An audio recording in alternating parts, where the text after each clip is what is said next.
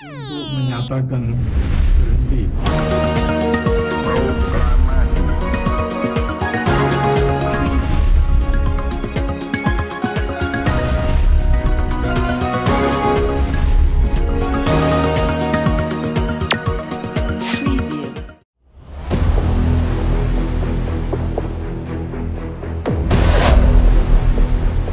Secara politik, ekonomi, sosial, Iya. untuk menopang bagaimana gotong royong ini bisa berlangsung tanpa adanya penindasan antar satu sama lain, tanpa adanya ketidakadilan. Betul. Itu yang menurutku negara masih absen dalam konteks itu di generasi sandwich ini. Iya. Assalamualaikum warahmatullahi wabarakatuh. Selamat siang. Kembali lagi bersama saya Naura di Secret Story Podcast. Oke teman-teman, mungkin kita sudah sering mendengar ya salah satu isu sosial yang saat ini sedang banyak dialami oleh generasi muda dan produktif, yaitu sandwich generation atau generasi sandwich, di mana biasanya kelompok ini menjadi tulang punggung atau memiliki tanggung jawab yang ganda untuk kebutuhan ekonomi utamanya gitu ya, bisa ekonomi, emosional, dan ini cenderung terbentuk melalui karir atau pekerjaan untuk membangun kehidupan bagi keluarganya. Melihat kondisi ekonomi yang tidak stabil hari ini, generasi sandwich ini memiliki tekanan yang bertubi-tubi, bisa dari kelelahan ya, stres, bahkan konflik di dalam rumah mereka sendiri seperti itu. Tapi sayangnya isu ini masih dianggap isu personal semata gitu. Jadi bukan isu struktural dan sosial. Untuk mendiskusikan hal tersebut telah hadir di studio kita hari ini ada Mbak Vanda dari Institut Sarinah. Terima kasih Mbak Vanda sudah mau bergabung dengan kami hari ini. Halo Naura, Halo, terima kasih Mbak. kembali sudah diundang. Oke, baik Mbak. Nah sebelum kita ngobrol lebih jauh, kita mau tahu dulu nih Mbak, teman-teman podcast juga terkait generasi sandwich ini. Menurut Mbak Vanda gimana sih kondisinya saat ini? Maksudnya mungkin bisa dimulai generasi sandwich itu apa dan kenapa akhirnya bisa relevan di Indonesia seperti itu Mbak? Yuk, terima kasih Naura dan halo, selamat siang ya, selamat Ya. siang, selamat pagi, selamat malam bagi yang menonton di waktu tertentu. Menarik ya, tadi juga sudah disinggung oleh Naura di pembukaan. Apa sih generasi sandwich itu? Yang mengacu kepada kelompok usia produktif, anak-anak muda, bahkan dimulai dari Gen Z sampai Parubaya, Ya. yang mereka memiliki beban berlebih, beban berlapis gitu ya, baik secara ekonomi yang nanti kemudian berdampak kepada beban psikologis dan beban-beban sosial yang lainnya. Dan tadi menarik yang dikatakan Naura, memang fenomena ini nggak berdiri sendirian sebagai generasi sandwich, itu nggak muncul tiba-tiba, tapi karena ini juga berkaitan dengan sistem budaya yang itu juga menjadi masalah-masalah struktural. Oke. Jadi kalau mengenai sandwich sendiri ini kan, kenapa sih diistilahkan sandwich gitu kan? Istilah ini sebenarnya muncul di Amerika 1980-an kalau nggak salah. Nanti teman-teman bisa ngecek sendiri. Sandwich ini kan ibarat itu kita ini sebagai daging yang di tengah sandwich, sosis tengah sandwich, dan diimpit dua roti sekaligus gitu kan. Ke atas, analoginya itu adalah roti atas itu menandakan bahwa kita memiliki beban di atas. Itu yang analoginya adalah orang tua, orang yang lebih tua daripada kita, atau pihak-pihak yang kemudian memiliki relasi kuasa di atas kita untuk kita rawat, untuk kita hidupi gitu kan. Kemudian roti di bagian bawah itu adalah analogi dari kelompok-kelompok sosial seperti adik kita misalnya. Kalau kita memiliki adik, istri kita, anak-anak kita, dan itu menjadi dianalogikan sebagai sebuah roti sandwich yang itu yang itu mengartikan bahwa beban itu tidak hanya bertumpu di atas dengan relasi sosial di atas, tetapi juga dengan relasi sosial di bawah. Dan itu yang kemudian menjadi beban berlapis ya. Yang dialami oleh mayoritas 71 juta data BPS itu per 2020 data terakhir itu banyak ya, 71 juta itu. Itu sangat banyak. Sangat banyak. Itu adalah generasi sandwich semuanya. Dan sekitar 8,4 juta diantaranya itu adalah yang dia menanggung beban hidup dari orang yang bukan keluarga intinya. Berarti bukan orang tuanya misalnya. Bukan orang tuanya, bukan adiknya, bukan kakaknya, tapi juga misalnya sepupunya, saudara-saudara yang lainnya, ataupun bahkan orang-orang yang dekat saja gitu, yang dianggap keluarga. Nah itu fenomena itu terjadi sangat banyak di Indonesia.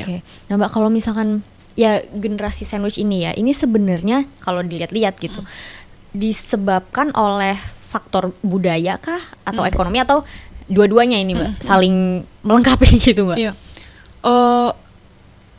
Konsep ini kan sebenarnya lahir dari negara barat yang kemudian merambah kepada negara-negara selatan, negara-negara timur gitu kan. Termasuk di Indonesia sendiri, kenapa fenomena ini sangat kuat, bahkan sering didengungkan, sering diistilahkan, sering dibunyi-bunyikan dalam ruang-ruang diskusi, bahkan ada film khusus ya mengenai generasi sandwich ini. Di kita itu semakin menjamur karena apa? Ini ternyata ketika saya mencoba kenali apa sih faktor yang mendasar ketika negara barat yang mencetuskan ada fenomena di barat, terkhusus Amerika pada saat penelitian itu, kemudian sampai menjamurnya di kita. Membludak sekali itu kenapa? Ternyata ini juga nggak terlepas dari sistem sosial budaya masyarakat kita.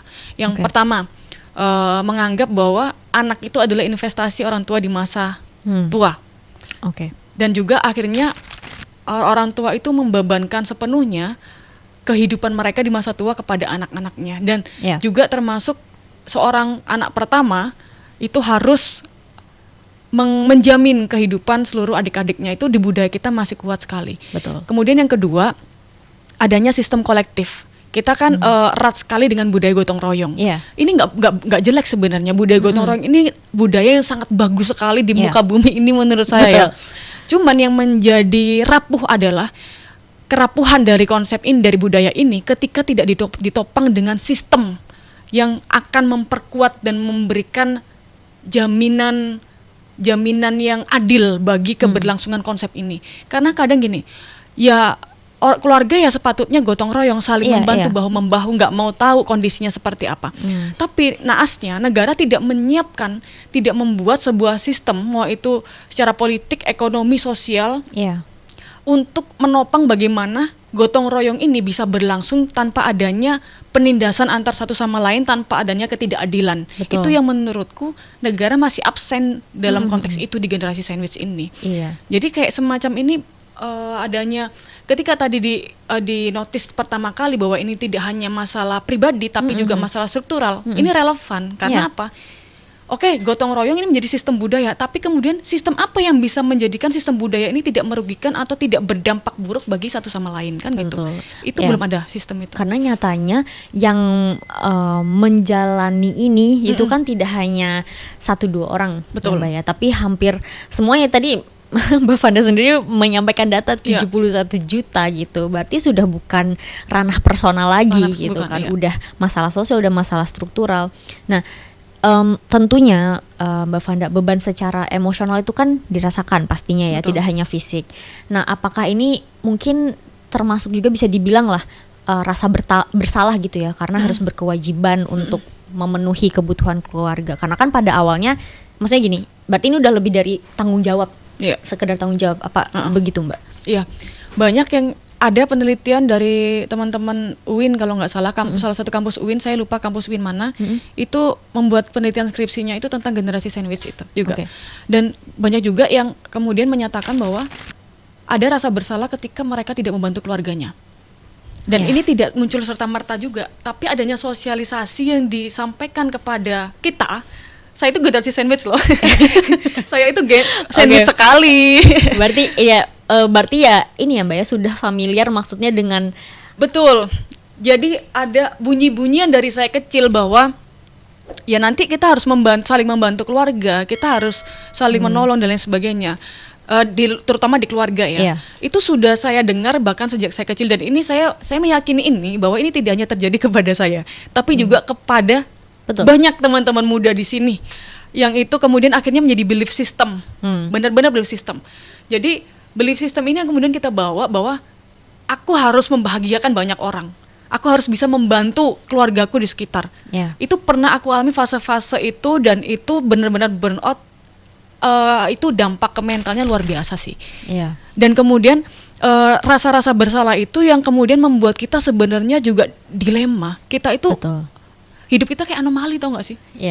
Kayak dualitas, anomali, apapun itulah sebutannya, tapi gak nyaman. Di satu sisi kita pengen happy loh, pengen menikmati hidup kita, pengen merasakan gimana sih menjadi manusia yang kemudian diperhatikan ya, juga. diperhatikan juga, yang juga kita membutuhkan itu, katakan gitu ya. Tapi di satu sisi kok kita secara budaya, secara kemudian terbawa kepada alam bawah sadar, bahkan nggak sempet nih, kayaknya nggak sempet kita membahagiakan diri sendiri gitu. Karena nalurinya Yes. kayak sudah naluri gitu ya, Mbak ya. Uh-uh. Oh ya, gue anak pertama misal, gue anak Iya. pertama dan ada adik gue butuh gue gitu. Jadi gue harus mengutamakan mereka dulu gitu. Iya. Akhirnya kita nanti dulu deh. Kita nanti dulu gitu kan. Akhirnya itu yang kemudian membuat kita itu merasa ada yang kita nggak mencintai diri kita sendiri, pada akhirnya akan berdampak itu. Makanya jangan kita harus miris. Kenapa? Karena banyak masalah gangguan psikologis itu dialami oleh anak-anak muda. Jangan Iya. kemudian menghakimi anak muda bahwa saya kadang nggak sepakat ya ketika Gen Z dianggap generasi lembek. Gen Z itu kuat sekali. Gen Z itu juga menjadi generasi sandwich yang cukup besar jumlahnya. Betul. Di usia muda, masih umur 20-an gitu, mereka harus menghidupi banyak orang bahkan. Iya. Yang bahkan nggak sempat untuk me time dengan dirinya sendiri. Betul. Pengen dong makan yang enak, tapi kepikiran, tapi Di rumah, sayang uangnya. Itu Gen Z juga mengalami banyak. Mereka itu di tengah arus teknologi yang seperti ini, di tengah kasih sayang yang mungkin juga mulai bergeser, Iya. di tengah kompromi-kompromi sosial yang sudah mulai juga nggak bisa berpihak kepada generasi muda, Gen Z lahir di situ loh. Iya, betul. Dan betul, itu Mbak. mereka mengalami banyak hal yang miss menurut saya, dan juga abstain. Negara juga belum ada sistem yang untuk mengakomodir kepentingan anak muda. Sama sekali belum, Mbak. Jadi lembeknya generasi sekarang, generasi Gen Z misalnya, itu bukan mereka bim selabim muncul dengan sendirinya, enggak. Itu ada faktor sosial, budaya, dan struktural tadi. Oke, Mbak. Itu. Nah, kita juga kemarin sempat riset sedikit ya, Mbak, ya kan, dari ada salah satu artikel pemberitaan ya, sekitar 32% ibu itu melaporkan stres karena harus mengatur kebutuhan anak dan orang tua secara bersamaan. Mungkin ya kalau misalkan secara agama atau kebiasaan ini sebenarnya tidak menjadi masalah gitu, Mbak. Tapi akan menjadi masalah ketika dituntut terus-terusan, bebannya terlalu banyak seperti itu kan. Ini kan tandanya perempuan ya berarti. Iya. Juga menjadi tonggak dalam generasi sandwich ini. Iya. Apakah ini lebih banyak daripada laki-laki atau sebenarnya sama saja, Mbak, posisinya perempuan dampak ini ya, Iya, dampak dampaknya. generasi sandwich ke laki perempuan gitu kali ya. Iya. Semuanya sebenarnya terdampak. Oke. Cuman ada dampak yang berbeda. Perempuan itu memiliki dampak yang berlapis. Iya. Karena apa? Karena mereka memiliki standar ganda. Oke. Di satu sisi mereka dianggap sebagai perawat domestik, penjaga ruang-ruang domestik, perawat ruang-ruang domestik. Mereka harus bekerja di ruang-ruang domestik atau di dalam rumah, yang mengharuskan mereka untuk hadir sepenuhnya bahkan. Oke. Sementara di samping itu mereka dituntut untuk juga menghidupi secara ekonomi gitu. Betul. Mereka harus survive dengan kebutuhan ekonomi, tidak hanya untuk dirinya sendiri, tapi juga untuk seluruh keluarganya. Iya. Itu perempuan. Betul. Jadi mereka mengalami beban ganda, berlipat-lipat, berlapis-lapis. Iya. Dan laki-laki pun juga memiliki beban sebenarnya. Betul. Mereka itu dianggap, apalagi kalau anak laki-laki pertama, tamat riwayatnya. Ya kan? Kamu anak laki-laki pertama punya adik misalnya. Iya. Laki-laki itu pencari nafkah utama. Budaya sosial kita kan seperti itu. Betul. Sistem sosial budaya kita kan seperti itu. Laki-laki ditempatkan sebagai pencari nafkah utama, sehingga Betul. mau itu seperti apa, lu harus bisa menjamin kesejahteraan seluruh manusia yang ada di rumah Betul. lu. Mau gitu kan. gimana caranya? Mau gimana pun Iya. caranya, kita nggak peduli. Seakan-akan kan seperti itu. Tidak dapat pekerjaan, hujatan juga banyak. Betul. Sebenarnya laki-laki itu juga kasihan gitu. Dia memiliki beban itu, tapi dilarang mengekspresikan. Jangan cengeng dong jadi laki-laki, ya nggak sih? Jadi serba Itu salah dari juga kecil, ya, Mbak? dari kita kecil pasti bunyi-bunyian itu ada. Jangan cengeng Betul. dari laki. Bahkan mereka nggak bisa mengekspresikan kalau gue sedih, gue lelah, gue terbebani gitu. Itu mereka nggak ada waktu untuk itu juga laki-laki. Dadanya penuh tapi nggak bisa disampaikan. dikeluarin ya. Semuanya akan memiliki dampak berlapis. Betul. Perempuan lebih juga. Iya. Belum kekerasan seksual yang menghantui mereka sepanjang hidupnya. Apalagi PRT nih, PRT ini perempuan semua isinya. Belasan tahun Gen Z atau sampai parubaya menjadi PRT, bayangin. Betul. Udah jaminan sosial, jaminan kesehatan, jaminan keselamatan nggak ada. PRT ini pekerja rumah tangga ya teman-teman. RUU-nya belum segera disahkan, mereka menanggung beban keluarganya, keluarga pemberi kerjanya, bahkan hidupnya sendiri. Jadi semua sebenarnya sistem dan aturannya juga masih bias Sekali. tapi kita harus tetap jalan terus nih Mbak kasarannya. Karena hidup berjalan ya. Ini naasnya kita menjadi warga negara kayaknya ya. Iya, dan perempuan itu sebenarnya Jadi gini, warga negara Indonesia. Apa tuh? kita tuh misalnya perempuan ini capek gitu kan, lelah gitu. Tetapi sebagai generasi sandwich rasa lelah itu dianggap wajar gitu. Yes. Karena kayak ya udah nggak usah dianggap jadi masalah aja karena memang kita harus seperti itu gitu. Padahal mungkin ya itu tanggung jawab atau apa ya Mbak ya, bebannya itu ya berganda gitu, double di rumah iya, di kantor iya, misalkan kayak gitu. Kita harus mengerti orang tua kita atau yang punya anak-anak, suami misalkan seperti itu. Nah, Mbak, kalau menurut Mbak Vanda gimana sih peran sebagai generasi sandwich ini mempengaruhi relasi perempuan dengan tubuhnya sendiri, ya kelelahan lah, sakit, burnout, sampai itu sangat mempengaruhi Mbak? Sangat. Sedikit aku cerita untuk menuju ke jawabannya. Oke. Saya itu pernah mengalami fase depresi akut, itu pernah. Itu karena disebabkan banyak hal, mulai lingkungan keluarga yang gak kondusif, ditambah merasa banyak terbebani. Oke. Itu pernah. Dan saya juga pernah menjadi mantan pasien psikiater ya, dan itu nggak bekerja. Tapi kemudian itu saya mampu pulih dan kemudian enjoy dengan hidup saya sendiri, meskipun sampai hari ini saya masih menjadi generasi sandwich, meski nggak terlampau padat ya sandwichnya, meski udah agak longgar gitu. Cuman itu saya sudah bisa berdamai dengan situasi itu ketika saya mulai mencintai diri saya sendiri. Oke. Oh, itu dampaknya gila, sumpah. Gila banget. Jadi aku sedikit promo boleh ya? Bukan promo sih, tapi aku untuk aku ikut komunitas meditasi namanya Letting In. Oke. Itu penting banget teman-teman. Jadi selain kita mengkritisi soal sistem yang lemah untuk melindungi generasi muda, ini penting juga untuk menjaga kesehatan jiwa dan mental kita. Kalau nggak karena itu, kayaknya aku juga nggak selamat secara mental ya. Oke. Namanya Letting In, teman-teman bisa nanti buka di YouTube. Dan ruang meditasi ini mengajarkan kita untuk bagaimana kita berdamai dengan banyak hal, mulai dari itu sakit, bahagia, sedih, senang, semuanya itu kita bisa berdamai dengan itu. Dan yang paling penting, mencintai diri sendiri itu adalah kunci utama untuk kita terbebas dari kesehatan mental, dari gangguan kesehatan mental. Karena sudah terlampau lama diri kita itu pengen loh, jari-jari kita itu rindu kadang kita belai. Kalau mau pedicure manicure aja nggak apa-apa, nggak usah ngurusin di rumah makan apa. It's okay gitu loh. Itu kebutuhan kamu yang nggak cuman untuk mempercantik kuku, tapi ada soul, ada mental, secara soul itu butuh dipenuhi gitu. Kepuasan secara mental itu betul. Kalau mau makan enak silakan makan misalnya gitu. Kalau mau beli baju silakan beli baju gitu. It's okay, it's your time gitu loh. Itu salah satu bentuk kita me time, salah satu bentuk kita mencintai diri kita sendiri gitu loh. Dan banyak hal itu yang sebenarnya akan berdampak signifikan bagi kita. Dan itu diperlukan sekali untuk kita perempuan, tidak hanya perempuan tapi juga untuk seluruh generasi muda. Karena saya bisa survive sampai hari ini berkat itu. Berkat saya kembali pulang kepada diri saya sendiri, mencintai diri gue sendiri nih guys. Wih, kita worth it banget loh gitu. Kita worth it banget, melebihi apapun deh, melebihi rasa tanggung jawab kita ke keluarga. Karena gini, Naura, kalau kita nggak mencintai diri kita sendiri, kita nggak akan bisa memberikan cinta kepada orang lain. Nggak bisa. Kalau kita mengalami stress out ya secara mental, secara jiwa, kita nggak akan bisa memberikan kebahagiaan ke orang lain. Tapi kalau kita bahagia dengan diri kita sendiri, yang kita pancarkan juga akan kebahagiaan buat orang lain.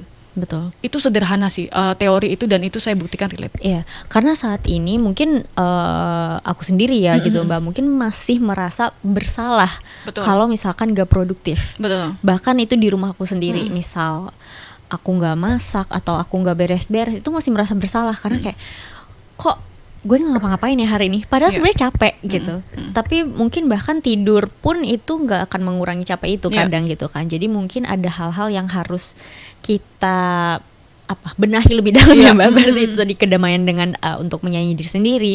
Tapi ya sebenarnya itu nggak terjadi 1-2 orang, Iya. Mbak. Teman-teman aku juga banyak yang sandwich generation juga, dia laki-laki juga, dan terlihat juga sepertinya dia capek gitu, capek. Mungkin belum dia lakukan, Iya. gitu ya. Tapi lewat pikiran itu kan Iya. sangat mempengaruhi. Iya. Iya. Mbak, ini yang sebenarnya menarik juga ya untuk dibahas. Banyak perempuan, ini kita udah Iya. ke topik perempuan. Banyak perempuan yang menunda nikah, menunda punya anak, atau mengejar pendidikan karena tanggung jawab keluarga, bahkan tidak mau menikah. Nah, apakah ini bentuk sebuah pengorbanan atau terpaksa nih, Mbak? Oke. Ya. Jadi fenomena generasi sandwich ini buntutnya panjang banget Yap. gitu. Buntutnya panjang banget, dan itu salah satu buntutnya adalah soal isu child free dan juga apatis soal pernikahan. Oke. Terutama generasi kita ya. Iya. Saya juga belum menikah loh. Gak apa-apa, Mbak. Aman aja, Mbak. Dan ini dampak yang menurut saya akan menjadi snowball dan Oke. juga efeknya sangat domino. Ya. Dan negara harus aware. Negara tolong please. Ini jumlah anak muda itu 63% lebih. Di Indonesia Raya ini jumlah kami itu paling banyak daripada jumlah generasi yang lainnya. Jadi ini harus menjadi isu prioritas gitu loh soal ini. Dan soal perempuan tadi, apakah child free ataupun apatis soal pernikahan ini menjadi dampak dari itu Iya. gitu. Dan itu sangat iya. Faktor dominannya anak-anak muda sekarang, ada juga itu jurnal penelitian, saya lupa nama jurnalnya, teman-teman bisa cek banyak di internet. Anak-anak muda menunda pernikahan atau bahkan apatis soal pernikahan karena pertama faktor ekonomi, Yap. yang kedua kekhawatiran masa depan, dan yang ketiga merasa bahwa beban sorry ya masyarakat Indonesia dan sorry negaraku, ada pandangan begini di kami kalangan anak muda, menjadi WNI itu udah berat gitu loh. Apesnya jadi WNI kan gitu, seolah-olah gitu. Itu meme kita anak muda Bener, sehari-hari bener, kan. bener. Itu meme banget. Ditambah kita harus menanggung beban ekonomi dan juga menikah itu akan kita anggap menjadi beban lanjutan. Betul. Memiliki anak beban lanjutan berikutnya. Dan karena adanya ketidakstabilan pendapatan ataupun pekerjaan di kalangan anak muda, itu menjadi faktor terbesar untuk kemudian kita memilih jalan ninja, Betul. child free ataupun jangankan child free, kalaupun menikah aja menurut kita kayak masih banyak generasi muda yang geli ya mungkin ya, kayak alergi akhirnya. Nggak mau Aduh, nikah. enggak deh, Iya, ntar dulu deh gitu ya. kan? Itu karena faktor ekonomi Betul. salah satu pemicu terbesarnya. Dan kedua juga adanya secara psikologis ya. Ya. Secara psikologis dan sosial budaya juga gitu loh. Bahwa sosial budaya ini menempatkan perempuan harus bisa dalam dalam urusan internal dan eksternal. Ya. Perempuan betul. kayak harus jadi avatar gitu, pengendali apapun itu gitu kan, mengasuh, merawat dan lain sebagainya. Di luar masih harus tough gitu lah. Betul. Itu kan akhirnya mikir perempuan juga kan, wah ini nggak bisa, stres nih, ini nggak bisa, ini berat gitu kan. Aku mau dengan diriku aja, misalnya ada yang kayak gitu. Ya. Nah itu kan menjadi faktor juga adanya stigma-stigma sosial. Dan laki-laki pun sebenarnya juga banyak yang memutuskan untuk tidak menikah, anak-anak laki-laki muda ya. Betul. Karena apa? Karena mereka ngeri dengan kengerian tanggung jawab, seolah-olah aku jadi pencari nafkah utama. Ngurusi diriku aja aku masih belum, pekerjaan belum dapat bro, negara nggak kasih lowongan pekerjaan gitu loh. Anak muda kita sekarang 9 juta anak muda lebih itu pengangguran. Betul. Iya.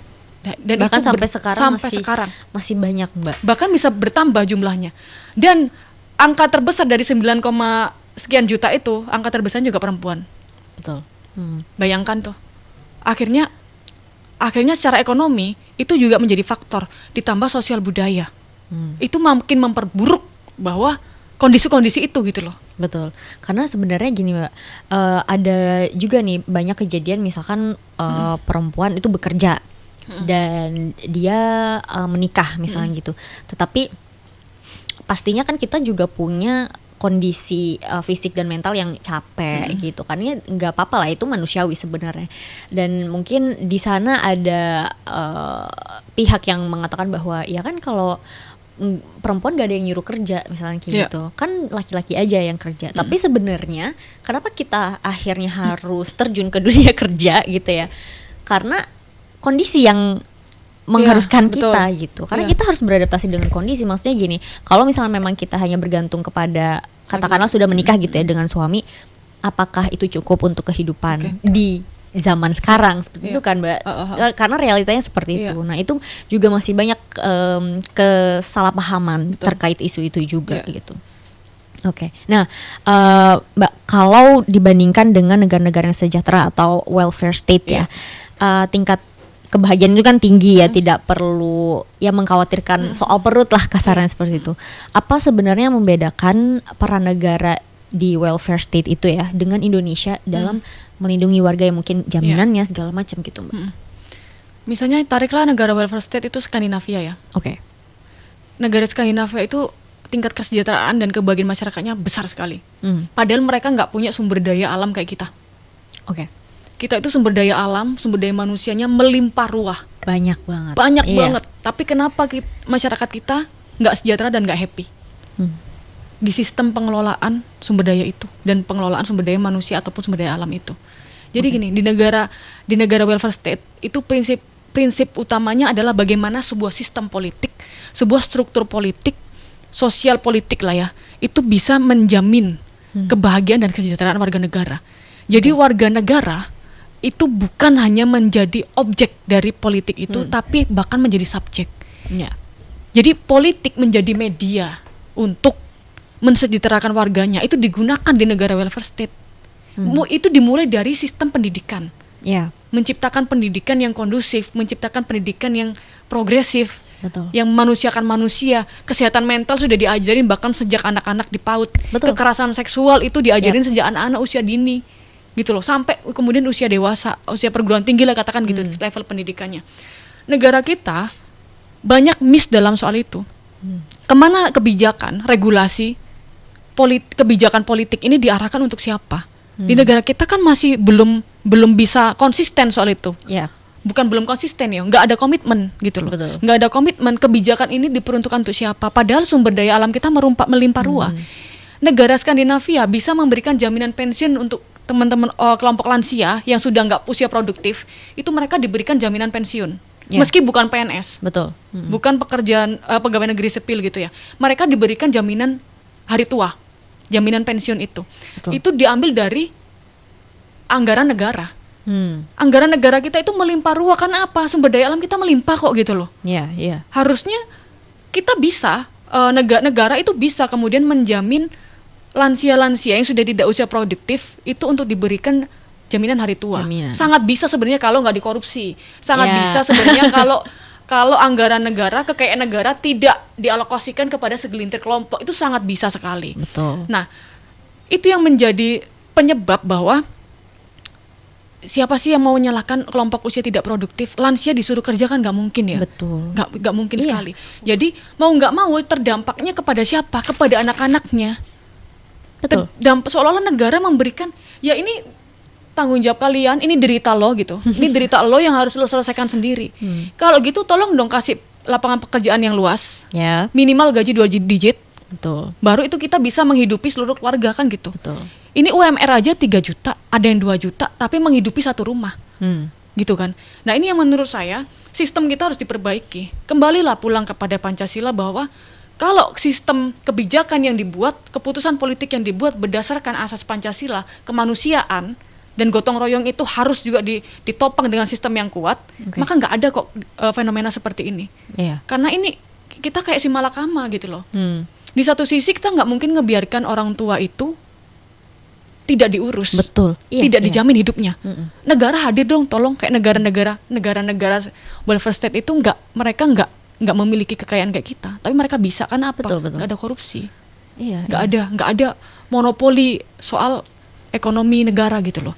Kembali lagi Mbak, karena bagi negara kita gitu ya, let's say ya sistem kita itu masih dianggap itu adalah masalah per keluarga, per individu gitu. Jadi ya udah, mungkin negara tidak hadir sepenuhnya untuk itu, padahal dengan data dan jumlah yang sebegitu banyaknya seharusnya itu sudah menjadi sebuah colekan untuk negara gitu ya. Ini gimana caranya ya kok sampai berapa puluh juta generasi kita tuh jadi sandwich generation kayak gitu. Kan akhirnya apa ya Mbak kalau kayak gitu, ekonomi kita kan tidak akan meningkat kalau seperti itu. Nggak muter.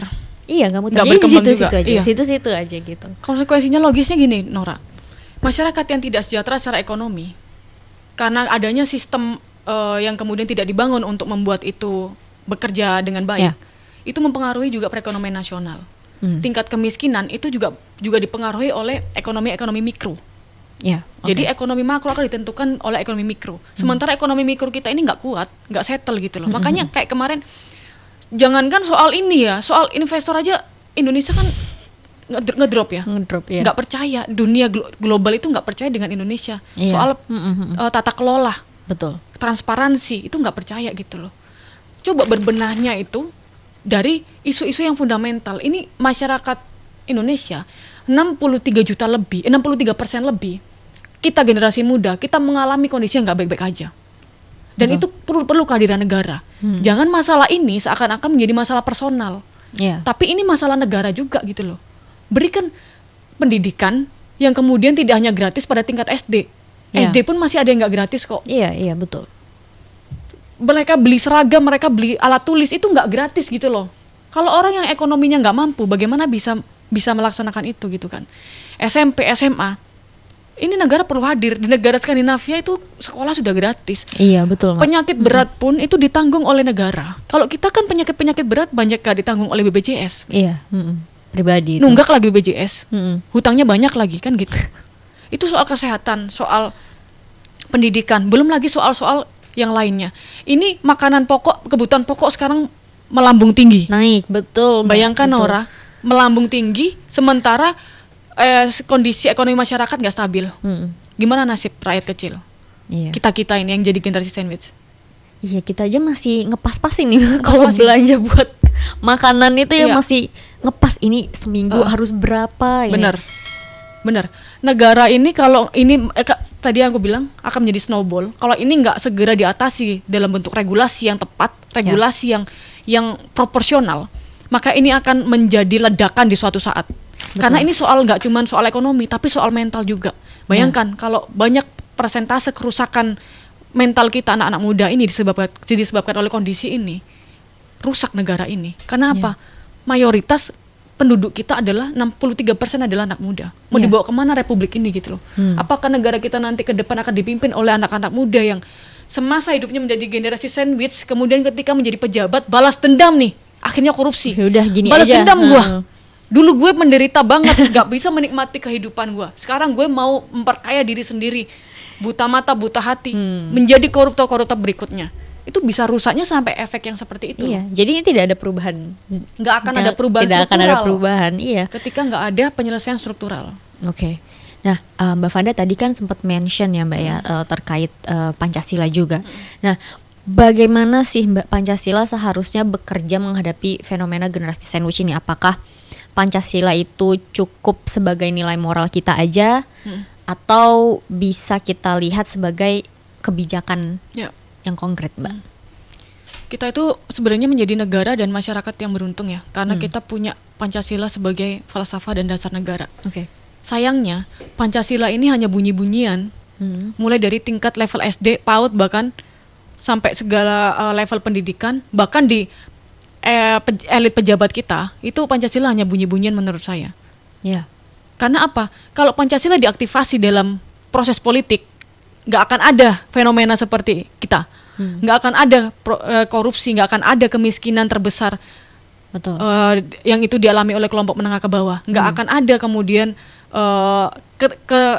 kesenjangan sosial yang kaya sangat kaya, yang miskin sangat miskin sekali di negara kita. Nggak akan ada. Kita akan menjadi welfare state ketika Pancasila itu diaktifasi dalam setiap keputusan politik.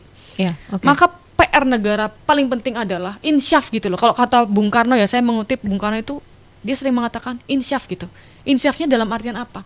Merefleksikan apakah kemudian kebijakan yang sudah dibuat, karena rakyat ini kan pemegang mandat tertinggi sebenarnya. Tapi kita nggak di posisi untuk mengambil keputusan politik kan gitu. Betul. Maka kembalilah kepada mandat rakyat itu gitu. Untuk apa? Rakyat tuh pengennya cuma disejahterakan kok. Besok nggak bingung makan apa itu udah happy loh. Iya, Iya betul, nggak sih? betul. Sekolah dijamin tuh udah happy loh. Kesehatan nggak perlu antri sepanjang itu karena BPJS-nya kelas 3 gitu. Rakyat tuh sebenarnya hak dasarnya terpenuhi, kita itu sudah happy gitu loh. Betul. Dan tolong kemudian itu menjadi prioritas gitu. Kepentingan prioritas. Rakyat itu nggak pengen kok kayak para bapak ibu pejabat yang punya Alphard, bapak ibu pejabat yang bisanya setiap bulan ke luar negeri. Kita itu juga nggak yang seperti itu, rakyat kebanyakan sebenarnya gitu Paling loh. tidak dilibatkan juga sih Mbak di setiap keputusan Keputusan atau politik, iya, betul. keputusan politik ini kan juga sebenarnya keterlibatan kita minim kalau Betul. misalkan kita belum turun ke jalan itu. Betul. Sila permusyawaratan itu menghendaki masyarakat harus diintegrasikan ke dalam proses pengambilan keputusan. Aspirasinya, Ya. bahkan konteks hidupnya saat ini seperti apa, itu harus menjadi pertimbangan utama dalam keputusan politik. Itu sila permusyawaratan. Sampai akhirnya kepada sila keadilan sosial, sila Ya. kelima, itu adalah puncak bagaimana sila pertama, kedua, ketiga, keempat itu terintegrasi satu sama lain dalam proses politik yang itu dilaksanakan oleh negara. Yap. Karena negara yang punya tools eksekutif, legislatif, Betul. yudikatif. Betul. Sehingga menjadikan sila kelima keadilan sosial itu terlaksana bukan hanya sebagai slogan. Jadi mulailah kemudian bagaimana Pancasila ini dikonversi menjadi kata kerja yang terintegrasi ke dalam setiap keputusan politik. Oke, Itu Mbak. perlunya. Oke. Kalau baik, nggak Mbak. gitu udah. Iya, karena memang apa ya Mbak, karena banyak kebijakan atau regulasi itu yang tumpang tindih. Betul. Ya, akhirnya kan itu regulasi atau kebijakan-kebijakan itu keputusan yang dilakukan oleh pemerintah itu kan seharusnya juga buat kita, seharusnya buat kita gitu Harusnya kan. buat rakyat. Tetapi malah jomplang, tidak adil. Maksudnya hingga saat ini ya masih tampaknya masih seperti itu Iya. gitu. Ya, dan Nora kalau ada di syarat-syarat dasar terbentuknya negara apa?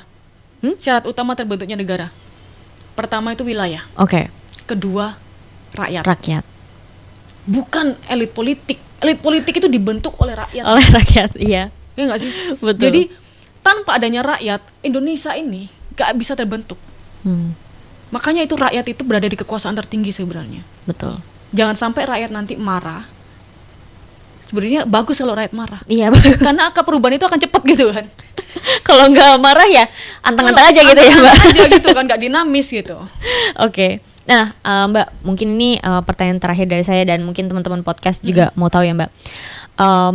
Kalau generasi sandwich adalah tanda kegagalan sistem, menurut Mbak Vanda, perubahan apa yang paling mendesak agar anak muda Indonesia bisa hidup lebih aman, adil dan bahagia?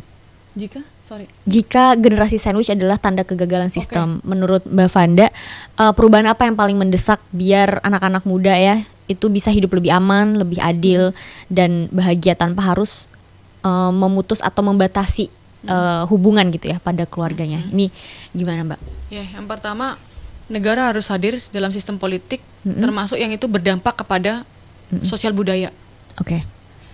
Karena ini relasinya kan nggak hanya masyarakat negara dengan warga negara, tapi juga sesama warga negara itu sendiri di unit terkecil yaitu keluarga.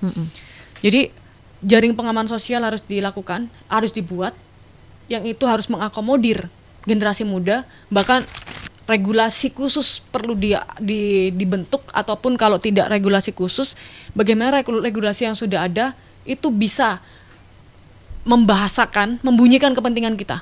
Betul. Membunyikan kondisi kita itu. Dan kemudian yang kedua harus harus ada kemudian jaminan sosial atau jaminan hari tua untuk para lansia. Karena mau nggak mau usia yang tidak produktif mereka nggak mungkin bisa disuruh bekerja. Iya. Nggak bisa menghasilkan produktivitas seperti kita yang masih usia produktif kan gitu. Iya, Negara harus hadir di situ.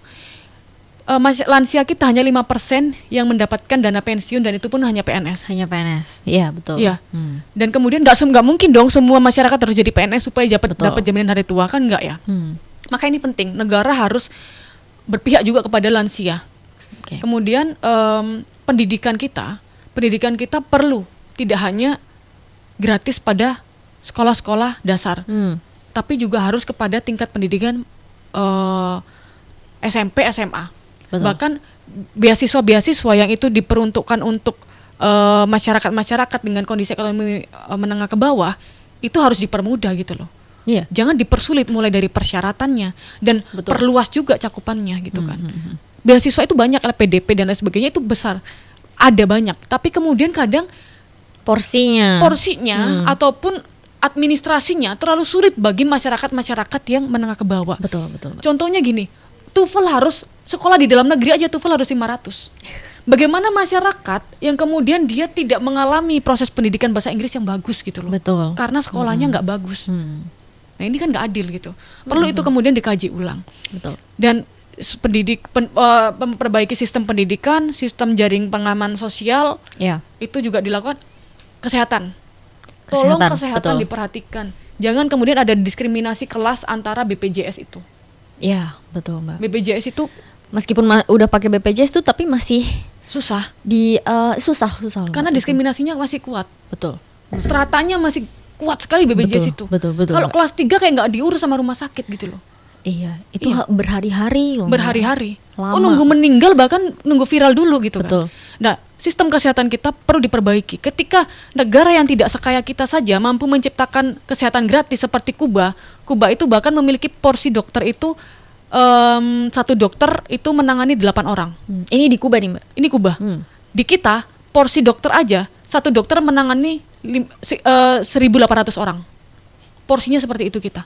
Hitung-hitungannya. Perbandingannya Tidak sesuai dengan tidak jumlah. sesuai.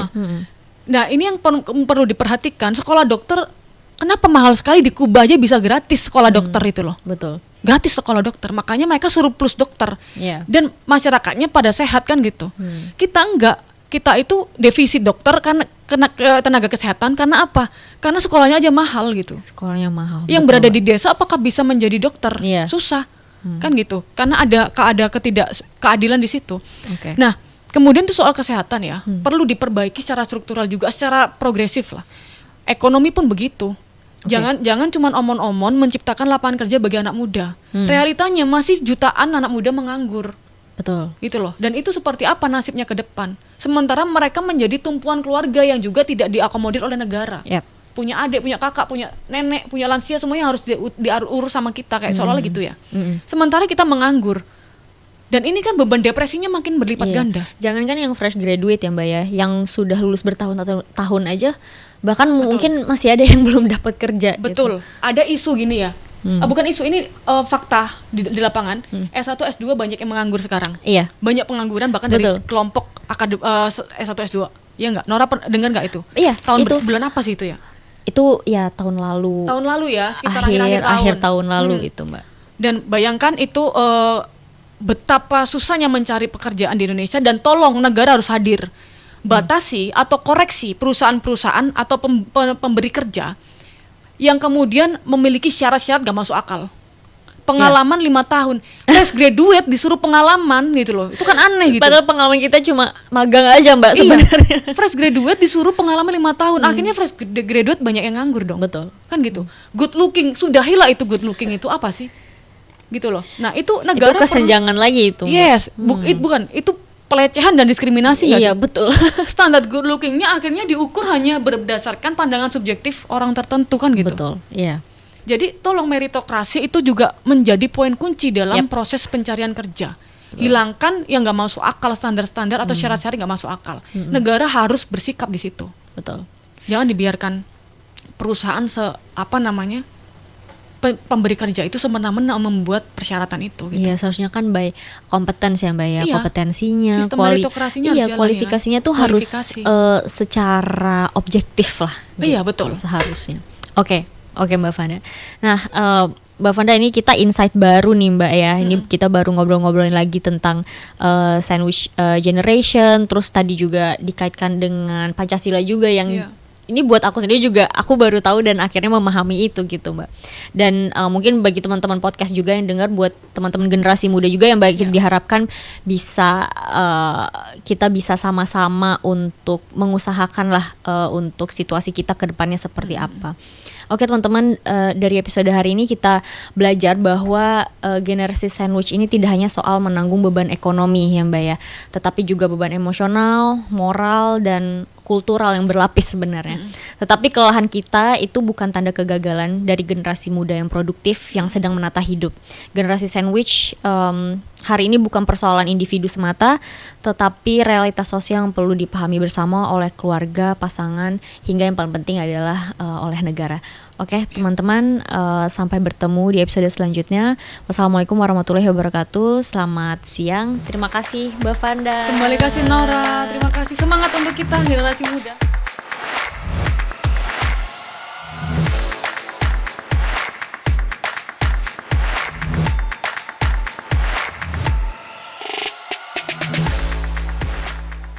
Untuk menyatakan berhenti.